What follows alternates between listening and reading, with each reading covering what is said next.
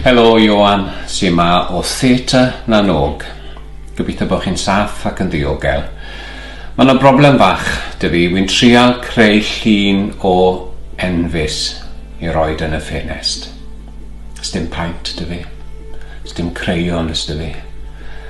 Wy'n trial creu lliwiau allan o wastraff bwyd.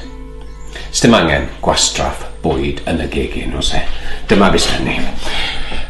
Pys i greu y gwyrdd, te i wneud brown, sdim brown mewn enfys, ond sdim hots, wynons coch a mwyar neu mafon, wynons ar gyfer y melyn, a wy'n trio cael oren allan o'r garage neu'r moron.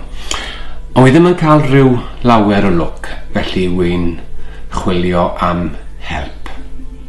Chi fod yn helpu?